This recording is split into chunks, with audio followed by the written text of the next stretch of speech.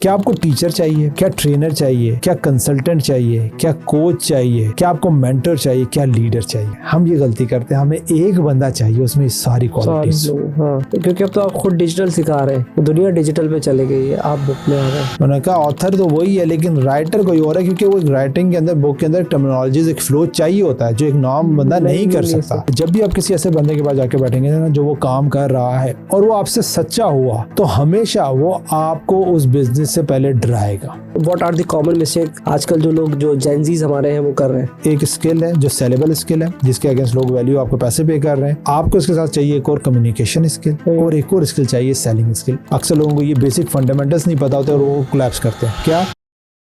अस्सलाम वालेकुम दोस्तों, उम्मीद है आप सब लोग खैरियत से होंगे। आप ये बुक देख रहे हैं कि हमारे पास इंग्लिश में भी बुक है, ये अमेज़ॉन के ऊपर भी लॉन्च है, तो लोग ज़्यादा फिर इसको प्रेफर करेंगे, क्योंकि मुझे आइडिया है कि लोग अमेज़ॉन को ज़्यादा कहते हैं पता नहीं खुद लिख देंगे। तो अमेज़ॉन पे लॉन्च होगी तो इसका मतलब है कि ऑथेंटिक बुक है। उन्होंने पूरी बुक लिखी है, उर्दू में भी लिखी है, इंग्लिश में भी लिखी है। जो मैं स्किल बेस्ड पॉडकास्ट करता हूँ, तो आज मैं बहुत खुश हूँ कि हमारे पास जो है यूसुफ भाई मौजूद हैं और उन्होंने ये बुक पूरी, जो मेरे 100 स्किल्स है, मैं कहता हूँ कि वो पहले मेरी पॉडकास्ट ना देखें, पहले ये पूरी बुक पढ़ लें, फिर स्किल पर जाए, क्योंकि मेरे 100 skill is the part of this road map. ठीक है, ये रोड मैप इनका पूरा इन्होंने इधर बनाया है, ये मैं दिखा भी देता हूँ आपको। तो आप इनकी बुक्स को रीड करें, ये भी नहीं आ रहा है, ठीक है। और ये देखिए आ गया, ठीक है, ये रोड मैप आ गया। तो ये रोड मैप किसका है कि हम लोग परेशान रहते हैं कौन सा स्किल सीखना है, कौन सा स्किल नहीं सीखना, किस मेंटोर के पास जाना है, पहले क्या चीज़ पे करना चाहिए। इनकी सबसे अच्छी बात लगी कि लोग जो है ना वो पैसा कमाने के लिए जो है ना मुल्क छोड़ के चले जाते हैं। ठीक है, वो फैमिली के लिए पैसा कमाते हैं और फैमिली छोड़ देते हैं, आसान अल्फाज में बताता हूँ। तो इन्होंने ये भी कवर किया कि भाई आपकी इंपॉर्टेंस क्या है, कौन सा स्किल सीखना है, किस में आप मास्टर्स बन सकते हैं। तो मैं बड़ा खुश हूँ, आज मेरे सामने वो बैठे हैं, बड़े अच्छे गेस्ट हैं, इस्लामाबाद से आए। मुझे खुद भी नहीं आइडिया था कि ये, मतलब समझते कि मेरी खुश नसीबी कि अल्लाह ताला ने इनको खुद भेजा, मैंने इनको अप्रोच नहीं किया, क्योंकि मैं स्किल पे कहते हैं ना कि जब मैग्नेट पावर होती है, क्योंकि मैं स्किल बेस्ड काम करता हूँ, वो शायद पावर इनको आज खींच के लिए ही, क्योंकि मेरे 100 स्किल बेस्ड पॉडकास्ट हो गए थे, तो शायद वो मेरे पास रोड मैप नहीं था। तो यूसुफ भाई हमारे पास मौजूद है, इनके साथ हम मिलते हैं। अस्सलाम वालेकुम, कैसे हैं आप? वालेकुम सलाम, थैंक यू तहसान भाई फॉर हैविंग मी। नहीं, आपने मैसेज किया तो हमने कहा भाई रेडी, और थैंक यू किया, हो गया सेटअप। मुझे लग रहा था शायद आगे पीछे हो जाएगा। सबसे पहले तो मैं जानना चाहता हूँ आपकी जर्नी, थोड़ा सा अपना बैकग्राउंड बताएं, एजुकेशन बैकग्राउंड बताएं, कहाँ पे तालीम हासिल की, कहाँ पर कुछ एक्सपीरियंस लिया, और माशाल्लाह से आपने बुक भी लॉन्च किया है, तो पूरी वो जर्नी बताएं अपनी। ओके, नाम आपने बता दिया, मोहम्मद यूसुफ सईद। और अब कोर जो है, मैं आजकल बिजनेस कोचिंग एंड कंसल्टेशन की तरफ फोकस है। रोड मैपर बुक का मैं ऑथर हूँ और इस जर्नी में ये रहा कि तकरीबन 15-20 साल से मैं ऑनलाइन फील्ड से वाबस्ता हूँ। और जर्नी स्टार्ट हुई थी जब कंप्यूटर आया था कि जी कुछ करना चाहते हैं। अगर बात की जाए एजुकेशन बैकग्राउंड से, तो मैंने MBA किया है और स्टडीज़ में नॉर्मल कह लें, ठीक है, या बिलो नॉर्मल कह लें, ठीक है, थे। और फील ये होता था कि शायद हम कुछ कर सकते हैं ही नहीं है इस लाइफ के अंदर, और बड़े चैलेंजेस से गुजर रहे थे। जब कंप्यूटर आया तो फील हुआ कि डिब्बे से कुछ काम हो सकता है।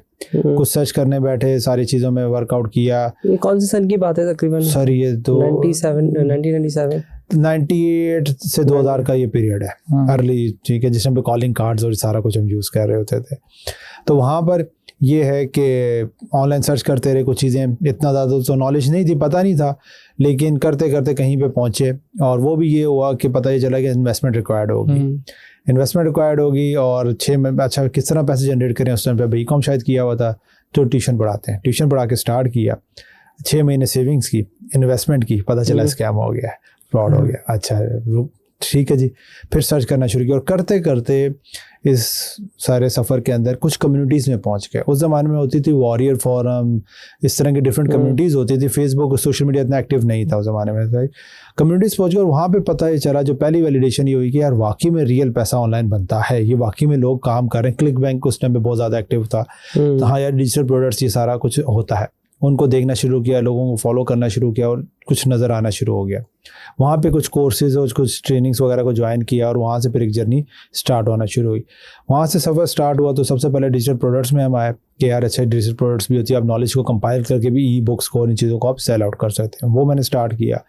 उसके बाद फिर ये पता चला कि यार आपको डिजिटल प्रोडक्ट के अंदर ना अपना फ्रंट फेस आपको लेके आना पड़ता है, और सेल करने के लिए आपको बताना पड़ता है उसके पर्क्स एंड प्रिविलेजेस के बारे में। अगर आप सॉफ्टवेयर की साइड पे जाते हैं तो आपको ये काम नहीं करना पड़ता। आपको अगर फंक्शंस है, वो जो भी टूल्स काम कर रहा है वो खुद ही बता रहा होता है मैं क्या फंक्शन है, अगर उसको क्लाइंट को नीड है तो वो बाय कर लेगा। तो वर्डप्रेस स्टार्ट हो रहा था उस ज़माने में, सारी चीज़ों का एनालाइज कर रहे थे, तो वर्डप्रेस के ऊपर स्टार्ट हो गए कुछ। और फिर पता ही चला उस कम्युनिटी के अंदर कुछ अरसे से थे, तो समझ आई कि हाँ यार कुछ हो सकता है। एक पेड कम्युनिटी ज्वाइन की, और उस ज़माने में बड़ी मुश्किल से $1000 जमा किए होंगे, और वो कम्युनिटी $1000 पर मंथ की थी। Per month? हाँ। तो वो इस थॉट पे कि यार अगर मैं $1000 पाकिस्तान से बैठ के लगा रहा हूँ तो ये गोरे हैं, ये तो कुछ ना कुछ तो अमीर होंगे, कुछ जेब में इनके पैसा होगा, जाते हैं देखते हैं। और उससे पहले मैंने थोड़ी सी रिसर्च कर ली थी कि यार वर्डप्रेस और प्लगइन्स का इनको डिमांड है, नीड है, यहाँ पे रिक्वायर्ड है।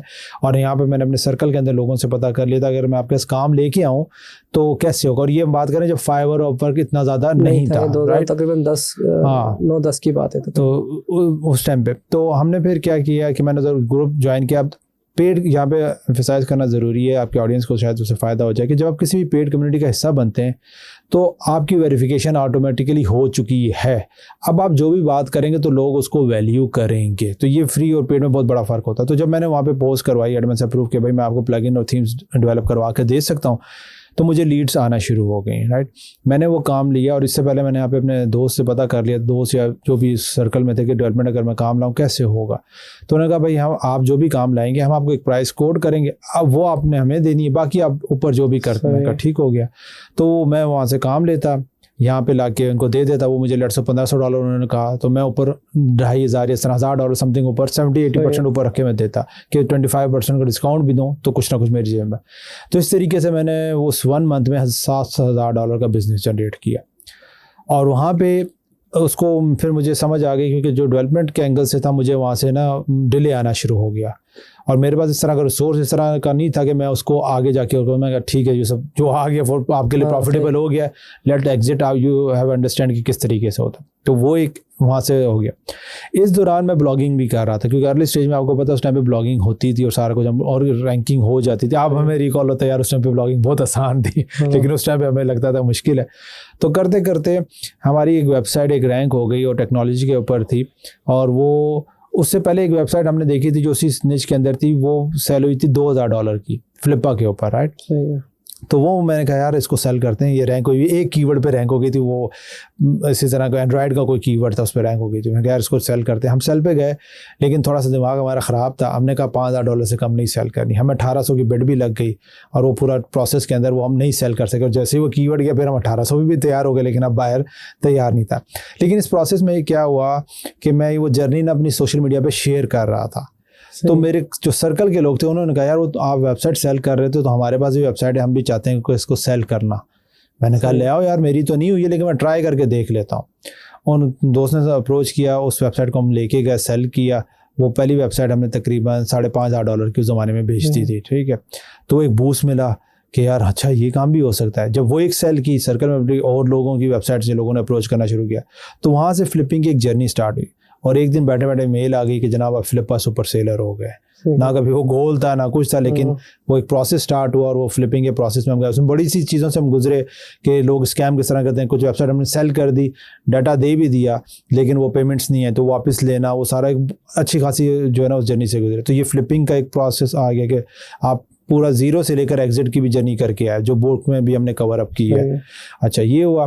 फिर जो हम बात स्टार्ट की थी कि प्लगइन्स के अंदर फिर कुछ प्लगइन्स डेवलप करवाए कि समझ आ गई थी कि आप प्लगइन्स आप बनवा के अगर वन टाइम का दें तो वो बिक जाता है, सारा अच्छा हो जाता है। वो कुछ प्लगइन्स बना के हमने वॉरियर फोरम पर, JVZoo का प्लेटफॉर्म था, उस पर हमने सेल करना शुरू कर दिए। वो एक जर्नी चलती रही। फिर वहाँ पे एक और चीज़ समझ आई, अच्छा ये जितनी भी है ना ये ईयर्स पे है, या हम स्किप कर रहे हैं लेकिन ये ईयर्स पे। और एक टाइम पे मैं एक काम कर रहा था, ये नहीं कि मल्टीपल चीज़ है। अब वो जब मैंने प्लगइन्स का काम किया तो उसमें चैलेंज आना शुरू है। चैलेंज ये आना शुरू है कि आपका डेवलपर वन टाइम आपको बना के दे देता था और आपका थॉट भी पता था, लेकिन क्लाइंट्स की या यूज़र की नीड आती थी ये करें, उस पता ही चलता था यार ये तो बहुत कॉस्टली होता जा रहा है, ये तो हम नहीं संभाल सकते। उस ज़माने में फिर सैस की एक नई ईजाद हुई कि यार ये भी सॉफ्टवेयर एज ए सर्विस जो है ना, ये भी कोई चीज़ होती है। अच्छा जी, इसको देखते हैं, उसको एक्सप्लोर करना शुरू कर दिया। वहाँ पे फिर कुछ सॉफ्टवेयर बनाने की कोशिश की, लेकिन वो हम नहीं रन कर सके और अब रियलाइजेशन होती है। और इसीलिए अब आगे जब हम कोचिंग और क्लाइंट्स को कहते हैं कि अगर आप नॉन टेक्निकल बंदे हैं ना, तो सॉफ्टवेयर डेवलपमेंट के अंदर आप नहीं ग्रो कर सकते। आपको को फाउंडर ऐसा टेक्निकल बंदा चाहिए जो आपको हेल्प आउट कर सके। तो वो हमने ट्राई की, डेवलप करवाया, नहीं हम कर सके। अच्छा, इस दौरान मैं गोरे मेंटर्स के साथ जो है ना मेंटरिंग और कोचिंग भी ज्वाइन करता रहा हूँ। मतलब $1000 $2,000 तक हमने उनको दिया है टू अंडरस्टैंड प्रोडक्ट लॉन्च और ये सारे प्रोसेस के अंदर वो हमने किया। फिर इस दौरान सर्च करते करते एक और चीज़ समझ आई कि वाइट लेबलिंग भी होती है, प्रोडक्ट की वाइट लेबलिंग डिजिटल प्रोडक्ट्स की। अच्छा यार, ये क्या चीज़ है? इसमें ये है कि जनाब आप लाइसेंस बाय कर लेते हैं अर्ली बर्ड, जब नई प्रोडक्ट लॉन्च हो रही है या कभी कभार वो फंड रेजिंग के एंगल से डिफरेंट प्रोडक्ट्स को लॉन्च करते हैं, आप उसको अगर बाय कर लेंगे अच्छी प्राइस के अंदर तो आप मल्टीपल लाइसेंसिंग सेल कर सकते हैं। ओके, अच्छा ये चीज़ होती है। वो बाय करना शुरू कर दी और वहाँ पे फिर कुछ प्रोडक्ट्स को, जाहिर सी बात है, कुछ सेल हुई कुछ नहीं हुई, और वो फिर एक वाइट लेबलिंग का अच्छा खासा काम हमने उसके अंदर किया प्रोडक्ट्स के अंदर। अच्छा, इस दौरान साथ साथ मैं ट्रेनिंग्स भी कर रहा था। एक प्लेटफॉर्म ने लॉन्च किया 2011 में, इंटरनेट बिजनेस ट्रेनिंग्स दे रहे थे या दे रहे थे हम ट्रेनिंग्स, इंटरनेट बिजनेस ट्रेनिंग्स। अब इस वर्ड से आप अंदाज़ा लगा लें कि उस ज़माने में इंटरनेट बिजनेस ट्रेनिंग्स कहा जाता था। फिर आया ऑनलाइन बिजनेस ट्रेनिंग, अब डिजिटल। तो 3 दहाइयों का सफ़र हम करके आ रहे हैं और उसका एक ही मकसद था उस प्लेटफॉर्म का, वो ये था कि हमने जो मारे खाई हैं ना, ठीक है, जो हमें पता नहीं था या नॉलेज नहीं थी, इन्फॉर्मेशन नहीं थी, जिसकी वजह से हम वो गलतियां की या हमारा टाइम वेस्ट हुआ, तो लोगों का टाइम बचा है कि भाई ये राइट वे, ये रॉन्ग वे। अगर सीधे रास्ते पे आप चले जाओगे तो देर सवेर अपनी मंजिल पर पहुंचोगे, ये काम नहीं करना। ठीक है, उस नीयत से हमने स्टार्ट किया। और उस ज़माने में एक फेसबुक का ग्रुप होता था प्रो ब्लॉगर्स के नाम से, जिसके अंदर हमने ये अपडेट किया, ये हम काम करना जा रहे हैं सारा कुछ। हमने वो वहाँ पे गो टू वेबिनार्स के थ्रू हमने सेशन किया, लोगों को ट्रेनिंग की, तो उस तरीके से एक ट्रेनिंग की बुनियाद रख दी। ये करते करते मतलब डिजिटल की फील्ड में ये चल रहा था। फिर प्रोडक्ट लॉन्चेस में गए, फिर इस साइड पे डिजिटल मार्केटिंग का भी कुछ थोड़ा सा रुझान बिल्डअप हो चुका था सारे कुछ, और वहाँ पे ट्रेनिंग के यार असल गेम प्रोडक्ट। अब ये पूरी एक जर्नी चल रही है कि पहले समझ आया कि यार आपको कुछ ऑनलाइन करना है। अच्छा, फिर समझ आया कि प्रोडक्ट या सर्विस होनी चाहिए। अच्छा यार, सर्विस तो अभी कोई स्किल इस तरह समझ नहीं आ रही है, प्रोडक्ट बनाते हैं डिजिटल, वो किया। फिर उसके अंदर सॉफ्टवेयर प्रोडक्ट्स पे आए।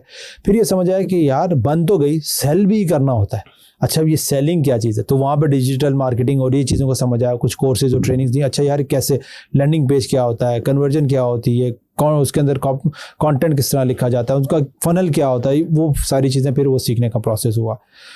ये करते करते और जब इसकी लर्निंग हुई, कुछ सारा प्रोसेस हुआ, तो एक दोस्त ने अप्रोच किया कि यार यूसुफ भाई, मैं ये ना एक प्रोडक्ट है, फिज़िकल प्रोडक्ट है, ये मैं ट्राई कर रहा हूँ, देखें क्या कहते हैं। मैंने कहा अच्छा जी ठीक है।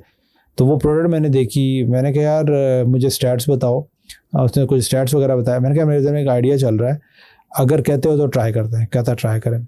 मैंने कहा ठीक है, मुझे कुछ चीज़ें उससे लर्निंग करके, और मैंने ना 1 महीना उसको टेस्ट किया। मतलब self product basically local Peshawari जुतियों का था, ठीक है। और यहाँ से हम 7-8 साल पहले की बात कर रहे हैं, जब ज़्यादा नहीं था। और हम ये कर रहे थे कि हम उसके बाद ब्रांडिंग नहीं करके बेच रहे थे, ठीक है। मैन्युफैक्चर हमारे पास अपना था, तो जो कोर एडवांटेज में था मैन्युफैक्चर का एडवांटेज था वहाँ पे सारा कुछ, और वो सेल जनरेट। मैं क्या, मैं रन करके देखता हूँ कि क्या मैं विदाउट नॉलेज क्या इसको बना सकता हूँ। तो वो हमने जो बेसिक उसके बाद नॉलेज थी वो लिया, एड्स और कंपेयर रन किया, और मैंने महीने के अंदर 1-1.5 लाख की सेल्स निकाली और प्रॉफिट मार्जिन नज़र आ गया। मैंने कहा इसको फ्रेंचाइज पे सेल करते हैं। कहता अभी से? मैंने कहा सेल होगा, मज़ा आएगा।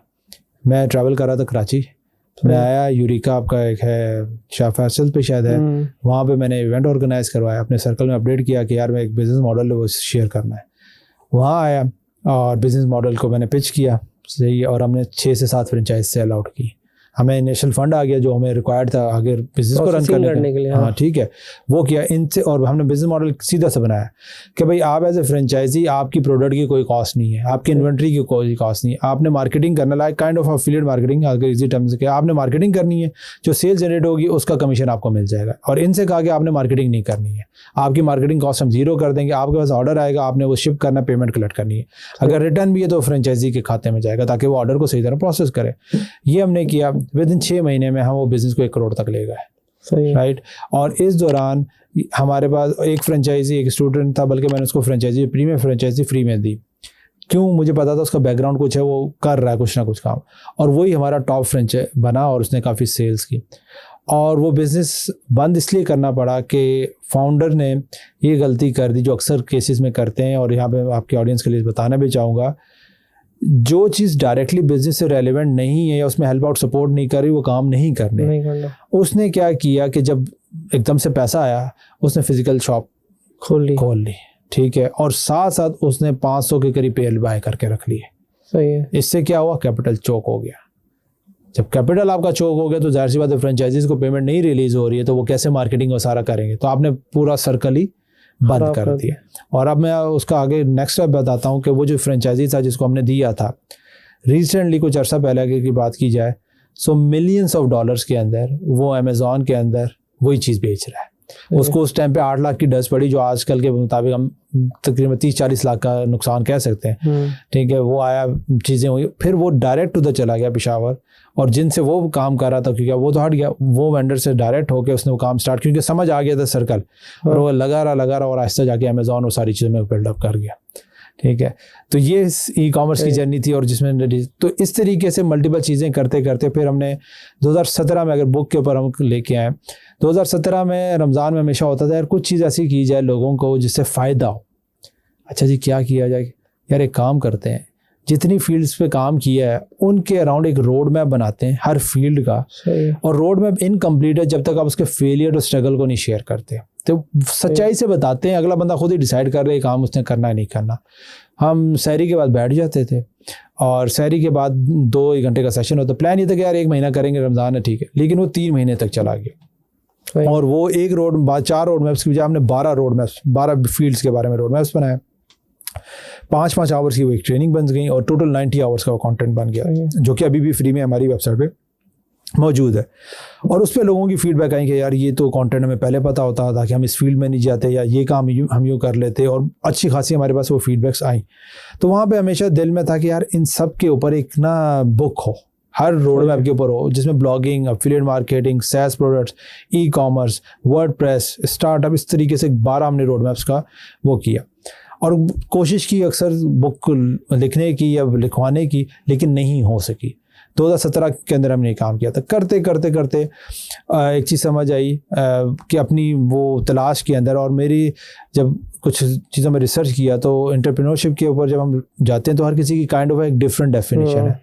तो मैंने जब थोड़ा सा खंगाल के और देखा, और जो मुझे चीज़ अलाइन की एंटरप्रेन्योरशिप के अंदर, जो मेरी डेफिनेशन वो बनी, या जो मैं कहता हूँ लोगों से, वो एक एंटरप्रेन्योर एक वो बंदा है जो अपने आप को फाइंड आउट करने की कोशिश कर रहा है, अपने ट्रू पोटेंशियल को फाइंड आउट करने की कोशिश कर रहा है, कैसे लोगों को सर्व करके।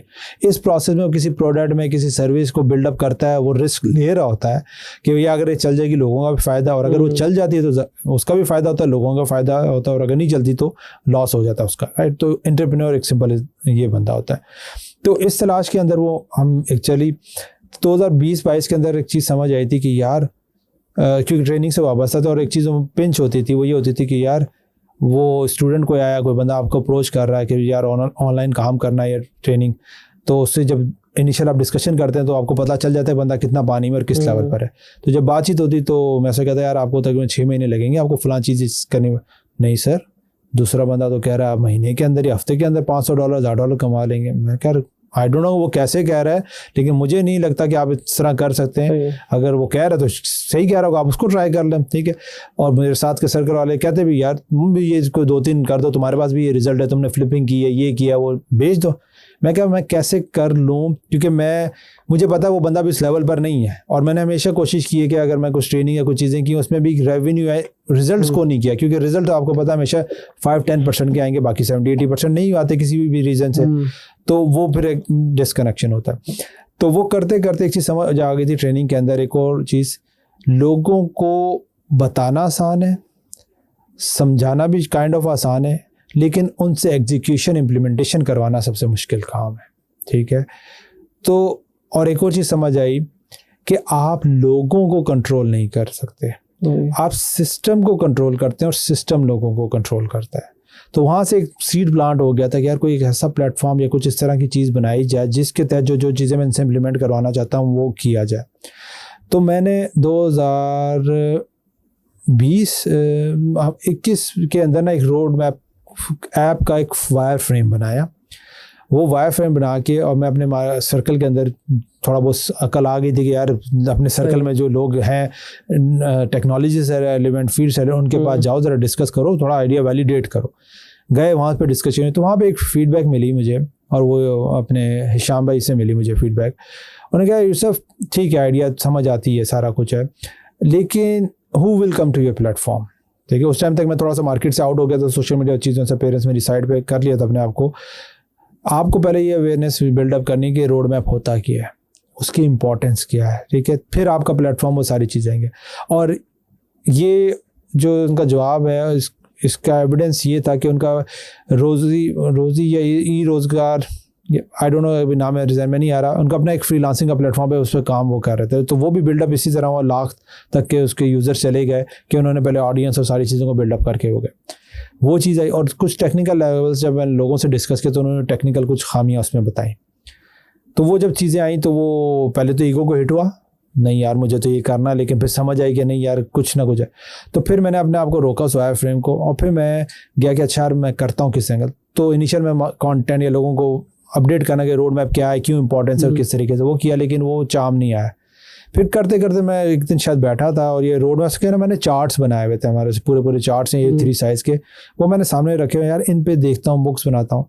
लेकिन जब मैं उनको गो थ्रू करने पड़ा, हर किसी में 12 स्टेप्स, किसी में 16 स्टेप्स, इस तरह के, किसी में 10 स्टेप्स, तो उसमें कुछ ना कुछ कॉमन नजर आया। सब कॉमन होगा, प्रोसेसेस तो सेम ही होंगे, ठीक है ना, तो कॉमन नजर आया। मैंने कहा यार व्हाट इफ के इन सारे कॉमन्स को मैं पकड़ कर, ठीक है, और वो एक अगर बुक पे या काम किया जाए तो वो ज़्यादा बेहतर है, जिसका मकसद है कि ना सिर्फ ऑनलाइन के अंदर कहीं पे भी वो बंदा काम करे तो उस फ्रेमवर्क को यूज़ कर सकता है। तो वहाँ से हमारे रोड मैप क्रिएशन का जो फ्रेमवर्क है बुक के अंदर, उसकी बुनियाद रखी गई। और फिर वहाँ से आएगा अच्छा हाँ यार ये फ्रेमवर्क हम बनाते हैं, सारा कुछ करते हैं। और फिर वहाँ से 2023 के अंदर हमने इंग्लिश की बुक को लेके आए, फिर लोगों की डिमांड आई हम उर्दू बुक लेके आए, फिर उर्दू की ऑडियो बुक को लेके आए, फिर इसकी वीडियो सीरीज़ भी इसकी, और अगेन ये give back to the community है। इसकी PDF दोनों उर्दू इंग्लिश में फ्री में, ऑडियो भी स्पेशल हमने वॉइस ओवर करवा के वो भी फ्री में दे दी है, वीडियो सीरीज़ में बना के फ्री में दे दी है। और इसमें 2 चीज़ें मैंने की है कि लोग मेरे पास आते थे, गिल्ट फील होती थी जब लोगों को हम गाइड नहीं कर पाते थे टाइम की वजह से, दूसरी चीज़ों से। और शुरू में हमने बहुत गाइड किया, जिसकी वजह से कुछ हम भी पीछे रह गए, क्योंकि जब आप गाइडेंस में कर रहे होते हैं ज़्यादा टाइम स्पेंड हो रहा होता है दूसरी चीज़ों से। तो फिर अब ये होता है, कोई आता है अच्छा जी गाइडेंस है यार, ये बुक फ्री में पढ़ी है, पढ़ लो, ठीक है, काफ़ी चीज़ें तुम्हारी सॉर्ट आउट हो जाएंगी, फिर बाकी चीज़ें बाद में देखी जाएंगी, ये कंटेंट है ये आप पढ़ लो। और फिर सीधा जो कोर फोकस है कोचिंग या बिजनेस की तरफ जो मूव फॉरवर्ड हो गया कि हाँ ठीक है, आपको स्पेशलाइज चाहिए, आपको अकाउंटेबिलिटी चाहिए, आपको आगे ग्रोथ चाहिए, तो वहाँ पे तो ये काइंड ऑफ थोड़ा सा लेंथी हो गया, लेकिन ये सफ़र रहा है। यानी बहुत अच्छा सफ़र रहा है। और रोड मैप जो आपने लगाया है और पूरा रास्ते से आप चलते हुए हैं, तो वर्ड भी बहुत अच्छा है। पर सिर्फ यहाँ एक सवाल ये बनता था कि क्योंकि अब तो आप खुद डिजिटल सिखा रहे हैं, दुनिया डिजिटल पे चली गई है, आप बुक में आ गए, तो हाँ बड़ा ज़बरदस्त पॉइंट है।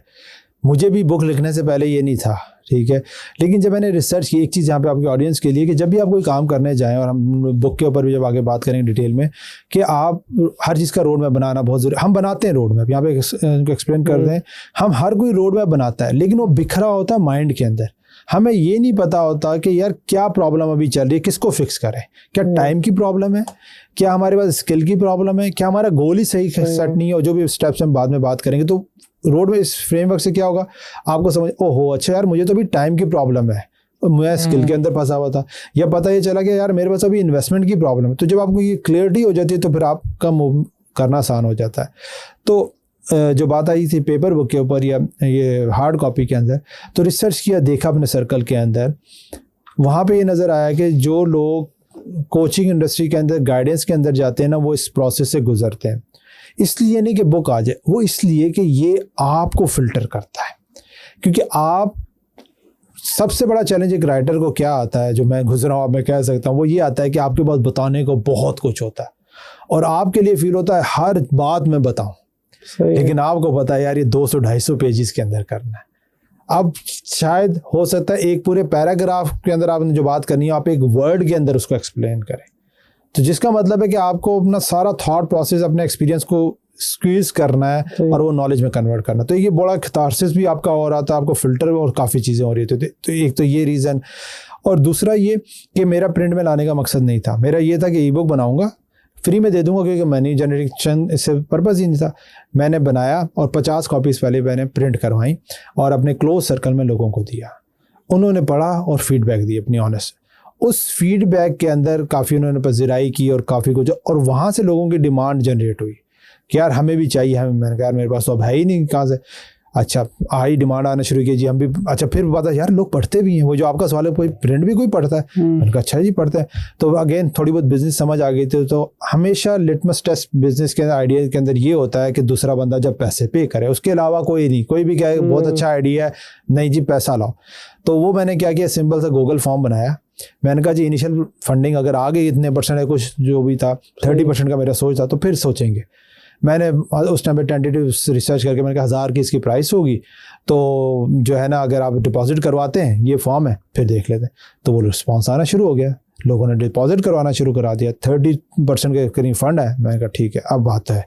मैं फिर वो बाकी रिसोर्सेज जमा करके मैं बुक की। फिर मैंने 50 से सीधा 1000 की प्रिंट पे चला गया, क्योंकि पता चला कि उसमें कॉस्ट बची हो जाती है आपकी। वो कर लिया। अच्छा, ये किया तो इंग्लिश मैंने इसलिए की कि भाई इंटरनेशनल मार्केट में जाना था, ये अपने आप को कॉपीराइट प्रोटेक्ट और अमेज़न थोड़ा सा पाकिस्तान में रखिए। आइडिया आपको हो जाता है कि 2 नंबरी कहाँ होगी, पहले उसको आप रोक लो, बाकी चीज़ें बाद में आप सॉल्व लो। तो इसलिए मैं अमेज़न पे भी डाल दी सारी चीज़ें कि अपना कंटेंट आप प्रोटेक्शन कर लें। अच्छा, दूसरे ये 2023-24 की बात है। फिर लोगों का रिस्पांस है, यार आपने इंग्लिश में लिखी है, आप तो पाकिस्तान में उर्दू में लिखें, ये करें, उर्दू में हमें समझ नहीं आती। मैं कहा अच्छा यार उर्दू की भी कोई डिमांड होती है बुक की, लोग उर्दू भी, बिजनेस बुक उर्दू में भी पढ़ना चाहेंगे, हाउ टू बुक। अच्छा जी, वही फिर दोबारा काम किया, आपको चाहिए ठीक है जी हम कर लेते हैं फंडिंग। क्योंकि इसमें एक और चीज़ मैं बताता चलूँ कि इसके अंदर मैंने इंग्लिश में भी गोस्ट राइटर हायर किया, उर्दू में तो मैंने उनको मैडम को साथ ही ले लिया, तो वो लिखवाई गई है। मतलब आइडिया कॉन्सेप्ट मेरा, राइटर डिफरेंट है। तो आपने कन्वर्ट करा दी कि लिखने का? हाँ, और वो हमने पहले तो कोशिश की ट्रांसलेट करें, लेकिन ट्रांसलेट में ना वो उस तरह का सेंस नहीं बन रहा था। तो फिर हमने ये किया कि इंग्लिश को पढ़ के फिर हम उसको, ताकि सही तरह वो लॉजिक चीज़ कन्वे हो, मैसेज कन्वे हो। तो फिर उर्दू की डिमांड आई, वहाँ पे फिर फंड रेज करके हमने उर्दू की लिखवाया भी, उर्दू के अंदर फिर प्रिंट भी करवाया, और उर्दू का हमने डायरेक्ट 1000 प्रिंट किया। ये आपने इंग्लिश भी गोस्ट राइटर से लिखवाई है खुद? हाँ, इंग्लिश गोस्ट राइटर से। वो सही है, लेकिन आपका वो आइडिया थी में, वो सारा मैंने दिया, सारी चीज़ें। यही तो मैं बता रहा हूँ कि जब मैंने बुक के अंदर कर रहा था, मैं अक्सर 6 महीने मैंने अपने आप को सराउंड कर लिया बुक राइटिंग कैसे होती है। तो पहली जो मेरी वेकअप कॉल वो यही हुई कि मैंने देखा जिन बुक्स को मैं एडमायर करता हूँ, जिन ऑथर्स को पता चला उन्होंने लिखी नहीं है। मैं कहा अच्छा ऐसा भी कुछ होता है। हम तो सारी जिंदगी ये सोचते रहे कि ऑथर ये है।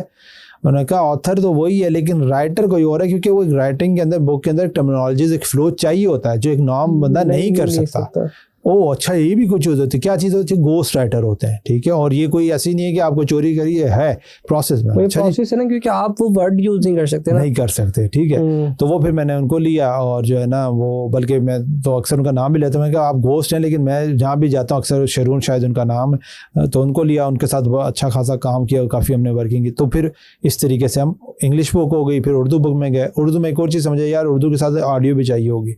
फिर वो वॉइस ओवर को हायर किया, ठीक है। तो ऑडियो बुक भी हमने इसके निकाल के यूट्यूब पे फ्री में डाल दी। समरी के साथ किया आपने? नहीं, पूरी बुक 8 आवर्स की ऑडियो बुक है, ठीक है। वो भी हमने निकाल के डाल दी। फिर एक और चीज़ यार, कुछ लोग ये भी नखरे करेंगे यार वीडियो हो, तो फिर मैंने इसकी स्लाइड्स बनाई और पूरे 14 आवर्स का पूरा वीडियो फॉर्मेट में भी जाके वो दे दिया, ठीक है। अब ताकि किसी को एक्सक्यूज़ ना रहे। और अब ये कि मेरे लिए भी एक बहुत अच्छा वन टाइम की एफर्ट हुई, लेकिन मेरे लिए बहुत अच्छा प्रोसेस हो गया। कोई बंदा मेरे पास कोचिंग कंसल्टेशन के लिए आता है, पहला सवाल रोड में पर बुक पढ़ी है? नहीं यार, पहले पढ़ लो फिर बात करेंगे। आधे सवाल शायद तुम्हारे उधर ही हो जाए, तुम्हें शायद पेट पे आने ही नहीं पड़े, फिर उसके बाद हम बात करेंगे। तो ये एक पूरा प्रोसेस बुक का जो है ना चलता रहा। अच्छा यूसुफ भाई, इसके जो सबसे पहले पार्ट वो पहले हम कवर करने की कोशिश करते हैं, उसके अंदर पहले क्या है? ठीक है। अच्छा, बुक को हमने 4 सेक्शन में कवर किया। पहली सेक्शन है फाउंडेशन। फाउंडेशन से मुराद ये कि पहले ये जानो कि आप हो कौन, आपकी स्ट्रेंथ क्या है, आपकी वीकनेसेस क्या है, आपके बिलीफ सिस्टम्स क्या हैं, आपके अनफेयर एडवांटेजेस क्या हैं, वो सारी चीज़ें, ठीक है। फिर ये जानो आप खड़े कहाँ हो अपनी जर्नी में, अपनी लाइफ में, अपनी कहाँ पे हो, ठीक है, कैरियर में किधर हो। फिर ये जानो कि आपने जाना कहाँ चाहते हो, आपकी मंजिल क्या है। आपने कहीं किसी से इंस्पायर होकर तो नहीं अपना गोल या अपनी मंजिल से आइडेंटिफाई कर लियो, पता ही चला वो तो आप हासिल ही नहीं कर सकते, या छोटे आपने गोल सेट कर लिए। तो जब अच्छा, ये बुक है हाउ टू बुक्स कहलाती हैं। हाउ टू बुक्स के अंदर सबसे बड़ा मसला ये होता है कि जब रीडर रीड करता है, ग्राफ ऊपर जाता है और फिर नीचे आ जाता है। तो हाउ टू बुक्स के अंदर जब रीडर का ग्राफ नीचे आ रहा होता है ना, तो आपको कुछ एक्शनेबल इस तरह की चीज़ें करवानी पड़ती हैं ताकि वो मोटिवेट ड्रॉप कर देगा, वो ड्रॉप कर देगा। तो हर चैप्टर के बाद हमने कुछ ना कुछ स्टेप्स एक्टिविटीज़ रखी हैं कि जब आप एक भी माइलस्टोन वो अचीव कर लेता तो अच्छा यार ये किया, चलो यार आगे बढ़ता हूँ। तो आपको एक फनल, एक जर्नी के तहत ना पूरा उसको गुजारना पड़ रहा होता है, ठीक है। तो ये फाउंडेशन में हमने किया। फिर बिजनेस और एंटरप्रेन्योरशिप का एक फ़र्क, आपकी ऑडियंस बिजनेस कर रही है या करना चाह रही होगी, एक बेसिक फ़र्क है और ये बहुत बड़ा अलमिया है। अक्सर लोगों को ये बेसिक फंडामेंटल्स नहीं पता होते और वो कोलैप्स करते हैं। क्या बिजनेस और एंटरप्रेन्योरशिप में जो कोर फ़र्क है, बिजनेस ज़्यादातर जो होता है वो प्रॉफिट के लिए होता है।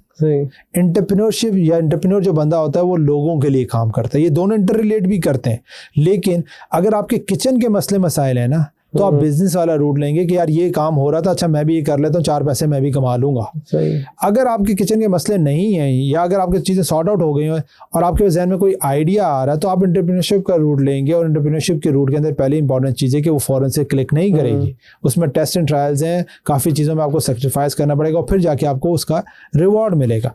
तो अक्सर लोग आइडियाज़ बहुत अच्छे होते हैं उनके पास, करना भी चाहते हैं, मार्केट में पोटेंशियल भी होता है उनके पास, लेकिन जैसे वो आइडिया पे कुछ अर्से काम करते हैं तो उनको घर के किचन के एक्सपेंसेस वापस ड्रैग करके लेके आ जाते हैं, ठीक है। तो ये कॉमन फ़र्क है जो मैं अक्सर अपने स्टूडेंट्स को बताता हूँ कि भाई अगर तुम्हारे किचन के मसले मसाइल हैं तो भाई एंटरप्रेन्योरशिप तुम नहीं कर सकते, क्योंकि तुम्हें वापस वो ड्रैग करना शुरू कर देंगे।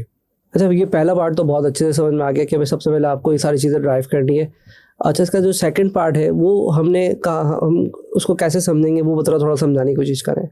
1 के अंदर हमने पूरी बेस फाउंडेशन को बिल्डअप किया कि ये चीज़ें असाइनमेंट्स और टास्क को चीज़ें दी हैं ताकि उस बंदे की फाउंडेशन बिल्डअप हो जाए। फिर सेक्शन 2 के अंदर रोड मैप क्रिएशन का हमने पूरा फ्रेमवर्क दिया है। अच्छा, अगर हम सिंपल वर्ड्स में कहें कि यार इस बुक्स के एंड में हासिल किसी को क्या होगा, तो उसको क्लियरिटी ऑफ नो आ जाएगी, या हम ये कहते हैं पावर ऑफ नो आ जाएगी।